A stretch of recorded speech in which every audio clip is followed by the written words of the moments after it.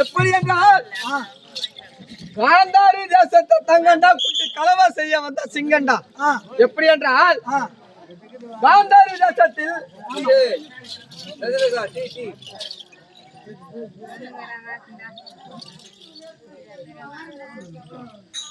சரிமா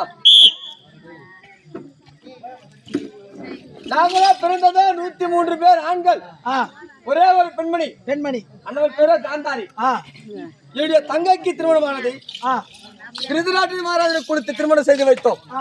என்னுடைய தங்கையை காந்தாரியை அண்ணவருக்கு பிறந்தவர்கள் 99 ஆண், ஒரே ஒரு பெண்மணியாகப்பட்டவன்.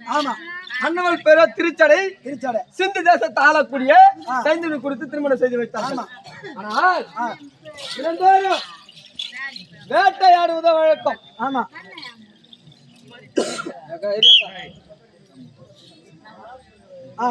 எப்படி வேட்டையாடுவது வழக்கம்.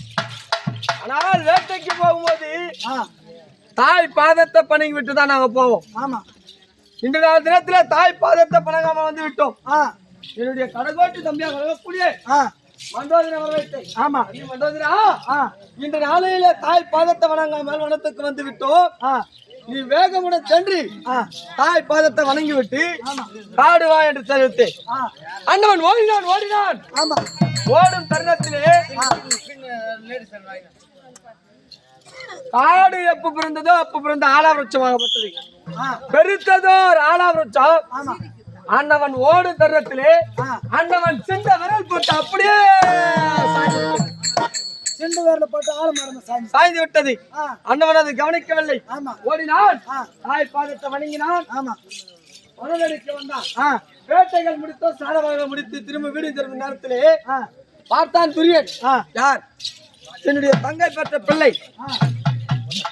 நயவஞ்சக நச்சு பாம்பு திண்டதுருக்கு வெங்கலப்படவன், தனரேக கொண்டவன், யாருக்குமே வணங்காமல் தரித்தவன். யார் அது? துரியோதனன்.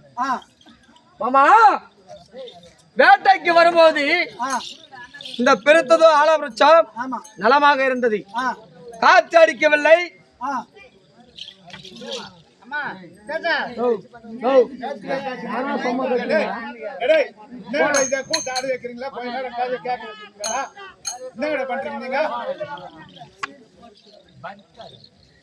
இந்த பக்கமே பேசுறீங்க, இந்த பக்கம் பேசுறீங்க.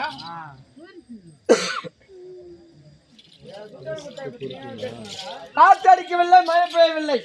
இந்த ஆலாவிருத்தமாகப்பட்டது எப்படி சாய்ந்தது கேட்டான். நான் தெரிவித்தேன், என்னுடைய தம்பியாக கூடிய மண்டோதரன் ஓடும் தருணத்திலே ஆண்டவன் சின்னவர்கள் பட்டு சாய்ந்து விட்டது. அடடா, இந்த சின்ன சிறுவனுக்கு எவ்வளவு வலுவை இருந்தால் இருக்கக்கூடிய 102 பேருக்கு எவ்வளவு வலுவு இருக்கும் என்று மனதிலே வஞ்சக வைத்தான். யார் அவன்? துரியோதனன். ஜெகநாத கூட்டத்தை அஸ்தினாபுரம் நயமாக வர வைத்தான். எதற்கு?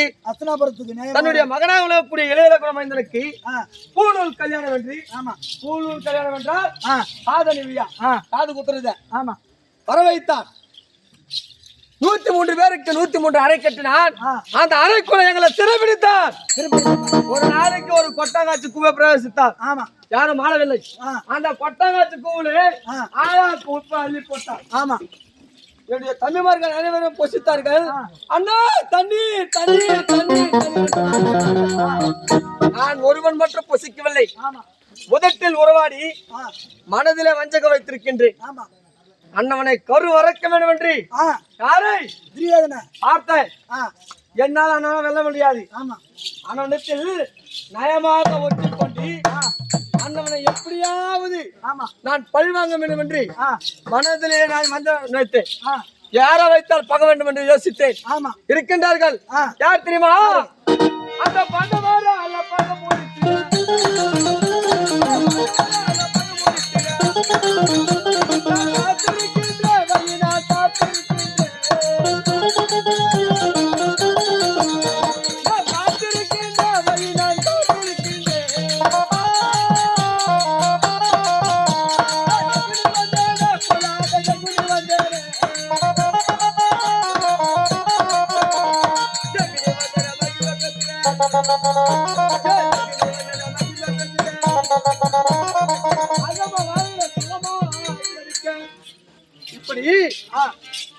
பஞ்சபாண்டவர் இருப்பதோ 5 5 பேரு, கௌரவம் இருப்பதோ 100 பேரு. 100.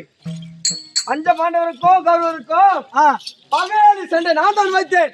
எப்படி என்றால் என்னுடைய தந்தை ஆமா, சௌத்தவளராஜ மாண்ட பிறகு தன்னுடைய விழா எலும்பு எடுத்து தாய கட்டிய மாய கட்டியாக செய்து சூது என்று சொக்கட்டமாடினேன்.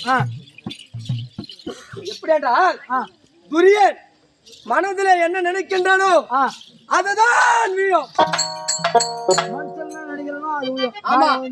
அத்தன்மை போல பஞ்ச பாண்டவரை நாடு நகரம் 38 அனைத்துமே பறித்துக் கொண்டு 12 வனவாசம் ஒரு அக்ஞாதவாசம் ஓட்டி வைத்தேன். ஆனால் இன்று நாளையிலே துரியனுக்கு முன்பதாக நான் சாக வேண்டும். ஐயா, நான் கூட அதான் எதிர்பார்த்து அப்ப சாக போறது தெரியல. யாரு ஒரு பேக் ஓட மாட்டேன்ற, ஒரு பாயத்தை ஓட மாட்டேன்ற, கருப்புறத்தை கூட ஒரு பீஸ் கூட கொஞ்சம் கூட எடுத்துன்னு போறையா. எனக்கு நீ முத்தப்பா மாரி போட்டோல இருப்பாரா? எனக்கு வந்தா நானும் போறேன், உனக்கு வந்தா நீயும் போறேன். புது பேக் எடுத்து பேக்ல வச்சுக்கிறேன். ஒண்ணு எப்படியாப்பா என்னதான் பண்றது தெரியல.